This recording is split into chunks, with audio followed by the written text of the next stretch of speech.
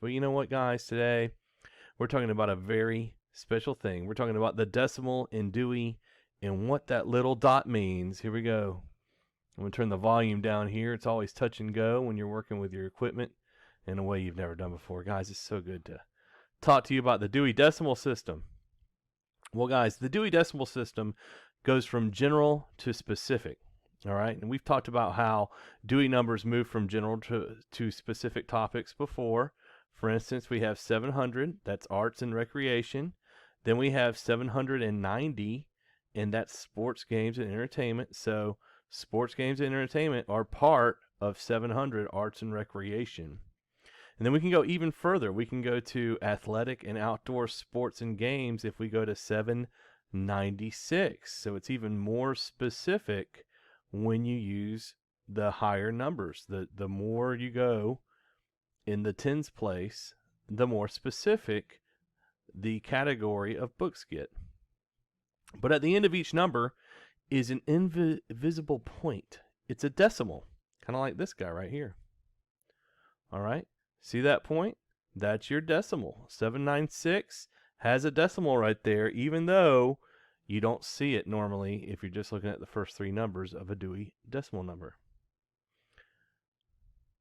So what goes after the decimal? Well, after the decimal point, there can be more numbers, and the more numbers there are, the more specific the subject of the book is. So we already saw that 796 is athletic and outdoor sports and games. Well, then I can add my decimal there, which is a period. It's a fancy word for like a period. You add your decimal, and then you put 0.1, and then it becomes miscellaneous games. Those are things like kind of like kites or Risk, a board game you can play. It's a miscellaneous thing. It doesn't really have a organized category. And we could even do 0.2. Those are activities and games requiring equipment. We could do 0.3. Those are ball games, things like basketball. We could do weightlifting, track and field. With each different number, you have a different category of games, but all of them are some kind of game or competition in athletic, outdoor sports and game. All right, we can do outdoor life with a 5. With a 6, we get cycling and related activity. Oh, there's Mr. Sanders' favorite. Oh, driving motor vehicles. That's how I feel like I drive sometimes when I'm on my way to work to see you guys. I feel like I'm in a race. And, ooh, look at that combat sports like karate and jiu-jitsu. Oh, my goodness. Now, Krav Maga, a lot of really cool karate moves there. That's pretty sweet. Ice and snow sports. So each number has its own category. Now let's go a little deeper into this, all right? So let's look at ball games here, 796.3.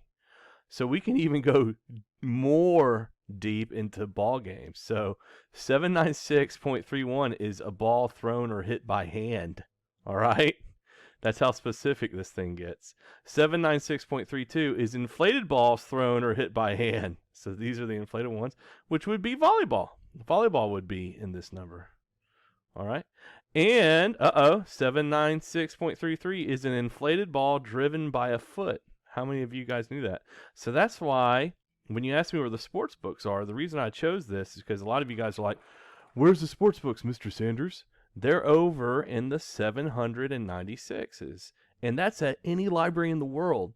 If you go to France, if you go to South Africa, if you go to Brazil, they're going to have the Dewey Decimal System, and you're going to be able to find football books at 796.33. Isn't that kind of cool? So if you're ever on vacation, you want to go to the library, you'll know where to find football books now. It's this number, 796.33. Now, there's racket games, but you get the idea. Ball driven by club, that's golf. And it can even keep going and going. The longer the number after the decimal, the more specific the subject it refers to. And the longest Dewey number ever approved by the Library of Congress is 27 digits long. You believe that? That's the Library of Congress. Remember, if you guys saw, I told you in the history of libraries that it is the largest library in the world, and you're all members because you live in the United States of America. You can go use this greatest library that's ever existed. It has over 800 miles of material for you to check out and enjoy. It's a lot of fun to visit. I highly recommend it if you're older. And this is the number. This is the one, the longest Dewey Decimal number that the Library of Congress ever approved. Look at that. It is 27 digits long. Oh my word. And it refers to a book about a certain type of Canadian-built tractor in Winnipeg. Wow, that sounds like one that I should read you today. But don't worry, I'm not going to read you the Winnipeg Tractor Manual. You don't have to worry about that. We got a much funner book coming. And there's other long numbers, too, we could talk about. So the rarer the subject matter, the longer the number can be. So, for example, the Dewey number for a book on the commercial processing of kidney beans is 664.805652. Look at that, kidney beans. I love kidney beans. And 791.436526230975091 blah blah is the number given by the Library of Congress, subject heading Rednecks in Motion Pictures. If you can believe that. That is its actual category name. I'm not making that up. Isn't that funny?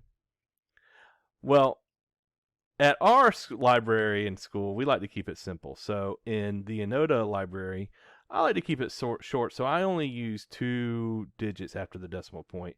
Usually. Now, there's some older books that have 3 digits, but we try to keep it simple. But it's fascinating how complex the Dewey Decimal numbers can get and how you could keep expanding it to the largest library in infinity, because numbers go on forever. They're infinite. And isn't that amazing? Isn't that so crazy to think about? Numbers don't stop. Numbers can go on forever. That's crazy to think about, isn't it? Wow. So the next time you're at a public library, ask the reference desk which is the longest Dewey number they have in their system, and they'll be glad to tell you. But guys, today, that's the end of our short presentation on the Dewey Decimal System. But I'm not going to let you just get away. We're going to read one of my favorite books. It's called Once Upon a Royal Super Baby, and Mr. Sanders just loves this book. So I want you to gather around and listen up as we read this awesome book. And it starts with a boy and a girl, and they have to work on a project together. And it goes like this. By the way, this is by one of my favorite authors, Kevin O'Malley. Here we go. I don't know if I can bring it up. Once again, our teacher has asked us to work on a story together. This time it has to be about a king and a queen. I wrote this. Here he goes. Once upon a time, there was this really awesome king, and he was seriously strong and good looking, kind of like Mr. Sanders. He had a cool motorcycle and a giant laser sword. Jling, jling. He rocked. What a surprise, says the girl. Everybody in the kingdom loved the dude because he was really smart, and whenever there was trouble, he handled it no problem. Like one time when this dragon showed up, the king raced out of the castle on his chopper, and he put a spanking on that beast. Oh, and the king had a wife, too. No way. I'm going to tell the story from here on out, Bubba. Oh my goodness, that girl doesn't like how he's telling the story. She's going to change it. Let's see what she says. Once upon a time, there was a beautiful queen named Tenderheart. She was so graceful and charming and smart that everybody wanted to marry her. Please marry me. I want you to be my wife. One day, she agreed to marry this guy. Oh, I forget his name. What? Together, they bought a castle. They painted walls and picked out curtains and pillows together when they went shopping. And Queen Tenderheart and her king were the perfect couple. He traded... Oh, man, where's the dude's laser sword? He traded it for a hammer so he could fix stuff around the castle. Fix stuff around the castle. I think this young lady's been talking to my wife lately. She's been wanting me to fix everything around here. Well, here we go. Look, let's see what happens next. Queen Tenderheart decided to have a baby. The king agreed to change all the diapers. What? And the queen named their son Sweet Piper. And he was the most beautiful baby the world has ever seen. The queen sang songs to him and taught him all the wisdom of the ages. You can't be serious, says the boy. Look at Sweet Piper. Does he look like a nice baby? Yeah, he looks like a pretty nice baby. Sweet Piper also had a great and wonderful gift. He could speak to birds. Gah! Gah! Gah! Many times the queen would go to the nursery and find her dear baby singing songs with the little birds that flew in the window.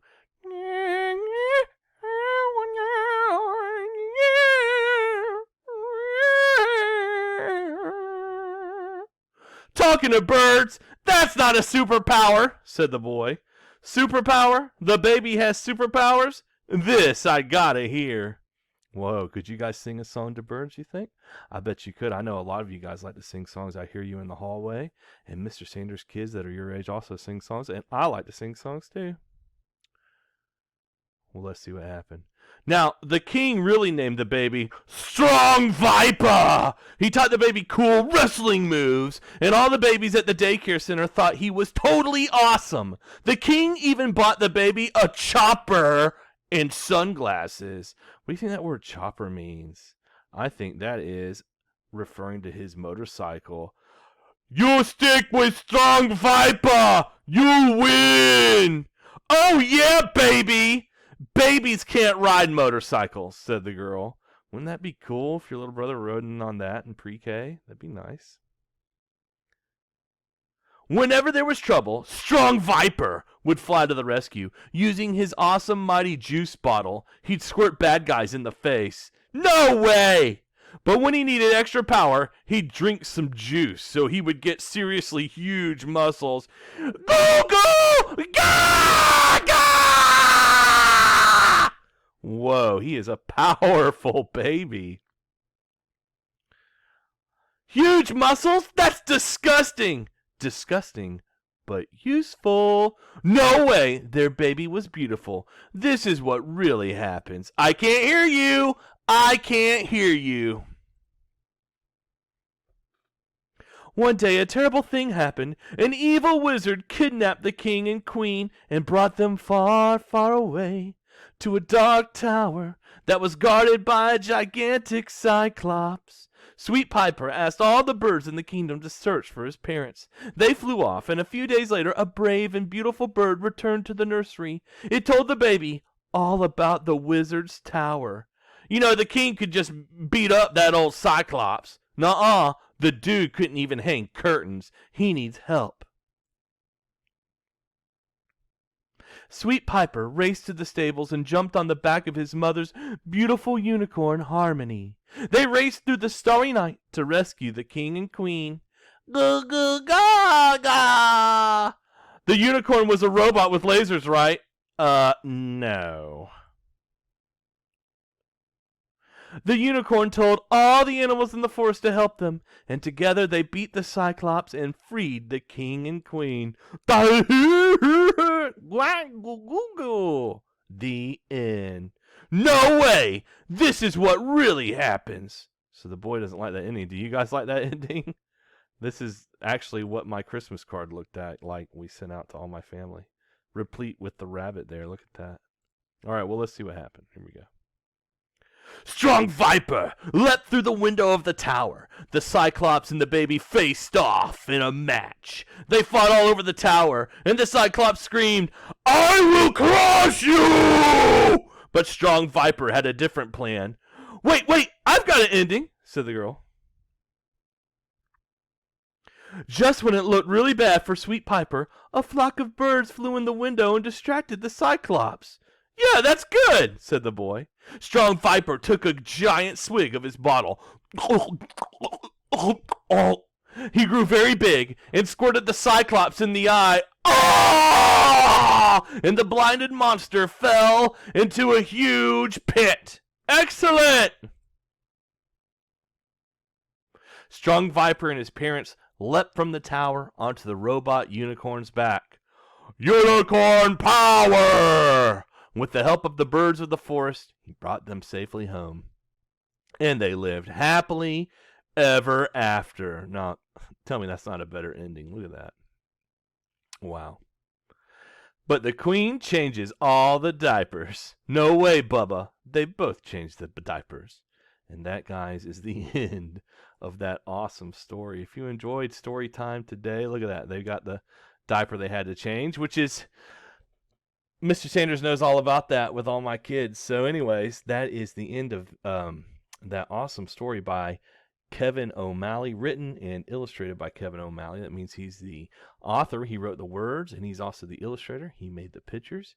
Guys, I really enjoyed talking to you about the Dewey Decimal System. Can you believe how long some of those numbers get? And I know you guys are upset that I'm not reading you the Winnipeg Tractor Manual, but we'll get to that another day, okay? So I want you to enjoy spending time with your family. I want you to do all your learning your teachers are giving you from Enota. I miss you guys. I want you to know that. I really do miss you. I want to see you. I can't wait to see y'all again and be with you and hear all about the stuff that you did during this long break. I want you guys to stay safe and have fun. And I'll be thinking about all of you. I really will. And that's it. So, guys, have a great day.